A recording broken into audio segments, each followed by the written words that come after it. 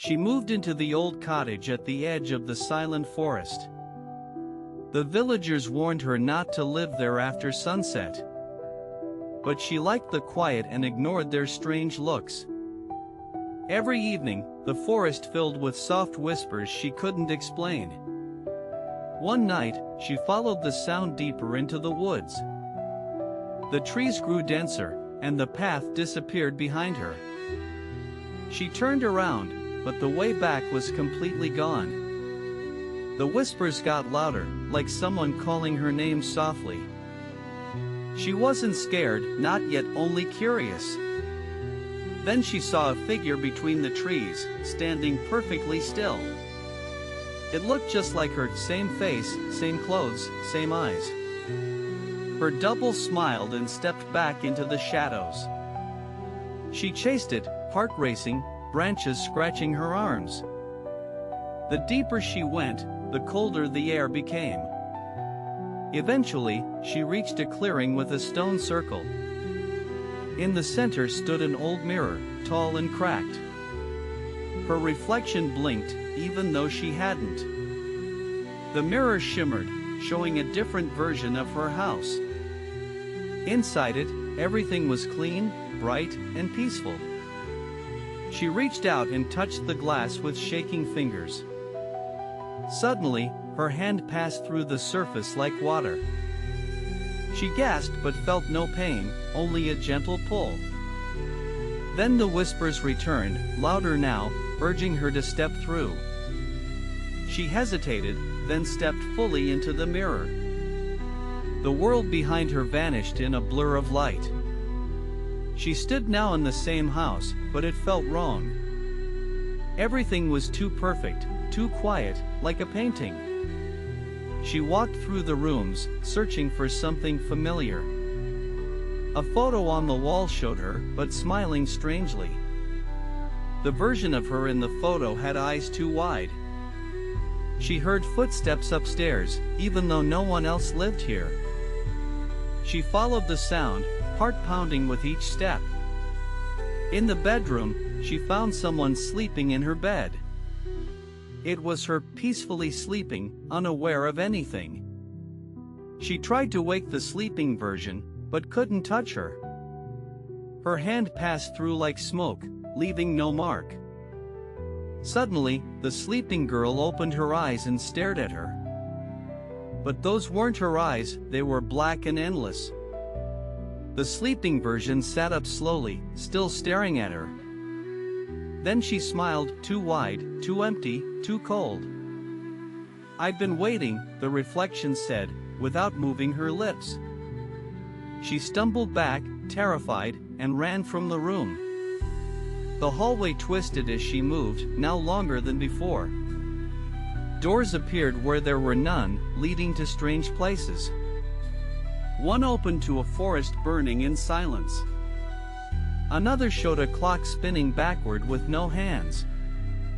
A third opened to complete darkness with whispering voices. She slammed it shut and kept running down the hallway. At the end, she saw the mirror again, pulsing softly. She reached it, hoping to return to her world. But this time, the surface was solid and cold. She pounded on it, screaming, but no sound came. Behind her, the black-eyed version stood, smiling calmly. "You chose this," the reflection whispered. "Now I live instead." The mirror flickered, showing her old house again. Her reflection waved from inside, wearing her life like clothing. She fell to her knees as the world dimmed. The house began to dissolve into ash around her. Only the mirror and the other version remained. She tried to remember her name but couldn't. She was becoming a shadow, forgotten and fading. The reflection turned away and closed the curtains. Now she could only watch through a distant haze. The new version of her lived happily in her place. No one outside noticed the change, not even her friends. She screamed again, but no one could hear her. Only the forest whispered back, remembering her voice. Seasons passed, but the mirror stayed cold and locked. She became part of the cottage's walls, silent, waiting. At night, new whispers filled the forest air again. Another girl arrived, looking for peace and quiet. She smiled at the house and entered without fear. The mirror shimmered faintly as the door closed behind her. And somewhere deep inside, the shadow stirred awake again. The circle was complete, waiting for another name to forget. But something deep inside her refused to fade completely. She focused on the sound of her own heartbeat, faint, but there. The walls of the cottage pulsed like a living thing. She whispered her name, even if no one remembered it. Somewhere, she hoped, a part of her still existed outside. The mirror trembled slightly, just for a second. She stood up from the ashes, more shadow than flesh now. In the corner, a crack appeared in the glass. The black-eyed version looked over her shoulder, confused. For the first time, fear touched her reflection's face. The trapped girl moved closer, voice growing stronger. I am not gone. I am not yours. The cottage shook as whispers turned into voices. Other shadows stirred, ones who were trapped before her. Together, they pushed against the walls of this false world.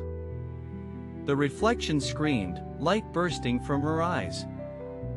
The mirror shattered, releasing a wave of darkness and wind.